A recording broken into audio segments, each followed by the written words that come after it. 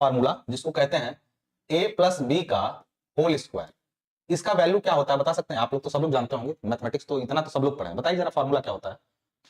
तो मैं कह सकता हूं कि a प्लस बी का होल स्क्वायर सब लोग को पता है, A square plus B square plus 2ab।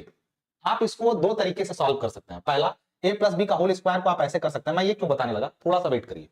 जैसे हमने लिखा a plus B into A plus B, यही तो है ये, यही तो ये चीज है ना, है कि नहीं है ये चीज? इसका मतलब यही है ना बेटा।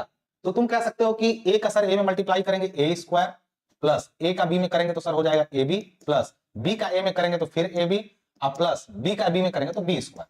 सर यहां से हमने निकाल दिया कि a square plus B square plus 2 तो ab है तो 2ab। कितना आसान है, यानी ये फॉर्मूले का वैल्यू यही होगा, ये तो सबको मालूम है, आसान है ये तरीका। अब सुनिए मजेदार बात, अब सुनिए मजेदार बात क्या होता है, ठीक है। तो इसके लिए हम एक काम करते हैं, यहां पे एक चीज हमने ले लिया, एक लाइन ली ए साइज की, ठीक है ना, एक लाइन हमने लिया। अब देखो मैं बताना क्या चाह रहा हूं अभी थोड़ी देर में। एक लाइन हमने लिया, ये हुआ ए, ठीक है, और एक लाइन हमने यहां पर और ले लिया बी, ये दो लाइनें ली। अगर हम लोग ए का, ए इसका वैल्यू है, सपोज करिए इसका वैल्यू क्या है, ए है, इसका वैल्यू बी है, दो लाइनें ली। लाइन का मतलब समझ रहे हो मैं क्या कहना चाह रहा हूं, उसकी माप ए है, इसकी माप बी है, कोई भी, 2 मीटर हो, 3 मीटर हो, 4 मीटर हो, जो भी हो, दोनों में से एक ए है एक बी है, ठीक है। अगर हम ए का स्क्वायर बनाए तो मैं कहूंगा ये हुआ यहां पे सर ए का स्क्वायर का मतलब हुआ ए गुणा ए का स्क्वायर मतलब ए गुणा ए, यानी एक एरिया इसने लिया, एक एरिया इसने लिया ए गुणा ए का। ध्यान से सुनिएगा, ये बहुत जरूरी चीज है। यानी ये एक स्क्वायर बना, ए बाई ए का एक स्क्वायर बना, ये बताइए ये एक स्क्वायर बना ए बाई ए का, बना कि नहीं बना?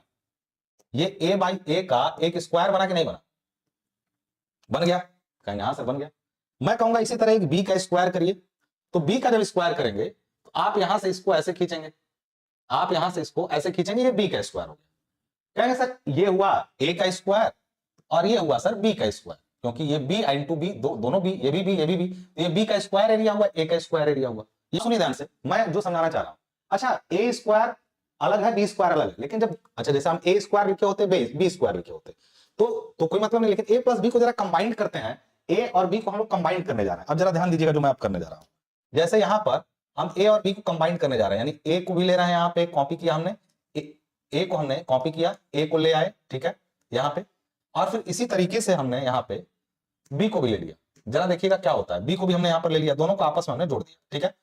अब हम जा रहे हैं इन दोनों का एक साथ जोड़ के स्क्वायर करेंगे, तब क्या होगा, यानी ये रहा ए, ये रहा बी, और दोनों को एक साथ स्क्वायर करते हैं, तब क्या होगा, एक साथ स्क्वायर करेंगे तो देखिएगा ध्यान से, दोनों को एक साथ स्क्वायर किए तो हम लोग का क्या हिसाब किताब बन रहा है, जरा देखिए, ये इतना बड़ा सा स्क्वायर बन रहा है। कहेंगे सर ये ए और बी दोनों जोड़ के एक साथ उनका, यानी ए बी, ए भी, इधर भी ए बी होगा। ए को सेलेक्ट करता हूं, देखिए यहां पे ए को हम ले गए, देखो मैं क्या बताना चाह रहा हूं, थोड़ी देर में तुमको क्लियरिटी आ जाएगी। यहां पर ए को ले गए, और अगर हम ए को यहां पे मिलाएंगे ना इस जगह पे, ये हमारा ए हो गया, अगर सपोज करो यहां पे। इसी तरीके से यदि मैं बी को यहां ले जाऊं इस तरीके से, और बी को यहां पे मैं मिलाने की कोशिश करूं, तो बाकी का हिस्सा अपना बी बना लेगा, वाला ए हो गया और नीचे वाला बी हो गया। चलो अब एक काम करते हैं, हमने ए स्क्वायर को अलग किया, बी स्क्वायर तब हुआ, लेकिन जब दोनों को जोड़ के स्क्वायर किया तब क्या हुआ, तब देखना थोड़ा सा क्या होता है। ये आ गया ए का एरिया पूरा ले लिया इसने, और ये यहां पर देखना ध्यान से बी का एरिया, बी का एरिया देखो यहां पे, यहां से फिट हो रहा है पूरा, ये यहां पे जुड़ गया। यानी कि एक चीज है कि हमने ए प्लस बी का जब पूरा स्क्वायर बनाया तो ए स्क्वायर बना प्लस बी स्क्वायर बना, लेकिन दो जगहें बच गई। इन दोनों जगहों का नाम बता सकते हो क्या है? तो कहोगे सर ये है यहां से यहां तक बी, और ये यहां से यहां तक ए है, यानी इसका एरिया सर ए इंटू बी है। इसी तरह इसका एरिया देखो, यहां पे बी है और यहां पे है, यानी इसका भी एरिया ए बी है। यानी तुम इसको इस तरह से सॉल्व किए, फिर अभी देख रहे हो कि ए और बी, ए का स्क्वायर अलग है, बी का स्क्वायर अलग है, लेकिन जब दोनों को जोड़ के बड़ा स्क्वायर बनाया गया तो उसका एरिया क्या बना, तो कहेंगे A square plus B square plus 2 A B और एरिया में मिल गया हमको 2ab। यानी कि जो चीज हम लोग इसको मैथमेटिकली समझे हैं यहां पे, ये जो जिस चीज को हमने यहां पे मैथमेटिकली समझा, यानी इसको हम लोग कहेंगे मैथमेटिकली समझना इसी चीज को। अच्छा ये बताइए, ये तो गुणा करके आपने निकाला, अच्छा इसी चीज को हम लोग ग्राफिकली भी समझ गए क्या? इसी चीज को हम लोग ग्राफिकली भी समझ गए? बताइए कितने लोगों को ये बात समझ में आई कि हम लोग किसी प्रॉब्लम को मैथ से भी सॉल्व कर सकते हैं, फिर हम लोग उसको ग्राफ से भी सॉल्व कर सकते हैं। ये बात समझ में आया सबको? क्लियर है? कुछ क्लियरिटी आई दिमाग में?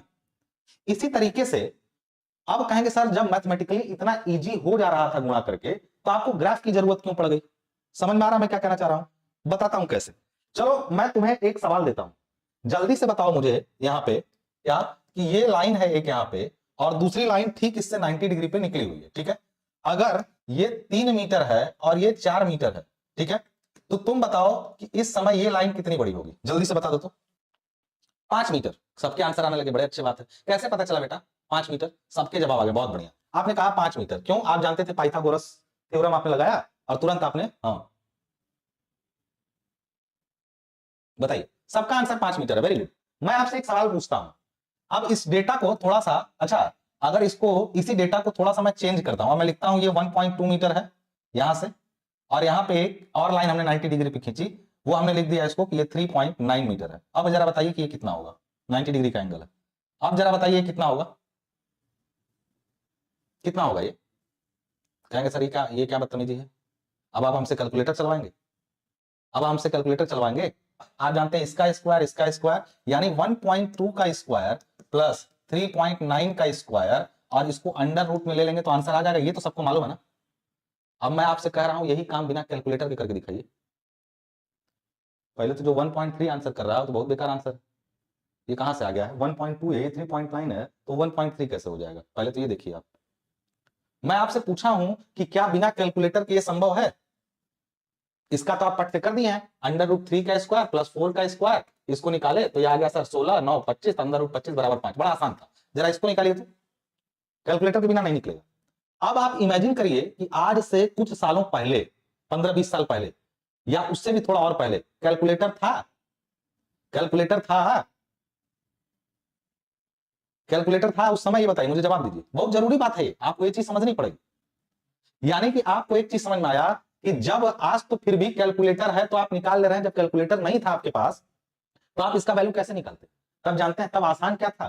तब आप चुपचाप एक स्केल लेते या गुनिया लेते, उस पर आप यहां पे एक लाइन खींचते, 1.2 मीटर की ऐसे खींच लेते एक लाइन, जब कैलकुलेटर नहीं था। आप फिर इधर से 90 डिग्री पे एक लाइन खींचते 3.9 मीटर की, और चुपचाप जा करके आप चुपचाप जाके इसको स्केल लगा के नाप लेते कि कितना आ रहा है।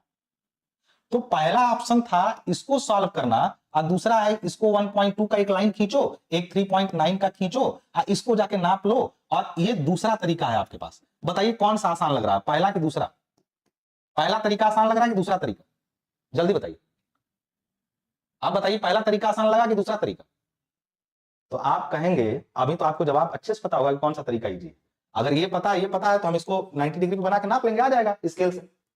यानी कि जब हमने एक एग्जांपल लिया तो आपको मैथमेटिकल वाला इजी लगा, ग्राफिकल वाला थोड़ा हार्ड लगा। हार्ड का मतलब शायद समझ ना आया हो या पहली बार देखे हो, पता नहीं, लेकिन ये थोड़ा सा अलग लगा। जब दूसरा मैंने एग्जांपल आपके सामने लिया तब आप कह रहे हैं कि अब तो ग्राफिकल लगाना ज्यादा इजी है। आप कह रहे हैं कि सर मैथमेटिकल वाला मुश्किल पड़ रहा है, ग्राफिकल लगा दीजिए जल्दी हो जाएगा। तो ये मैं सिद्ध करना चाहता था आपके सामने कि मैथ में जब सॉल्यूशन की बात आती है तो आपको ग्राफिकल और अर्थमेटिकल दोनों तरीका आना चाहिए, ताकि जिसकी जहां जरूरत हो वहां उसको लगा दिया जाए।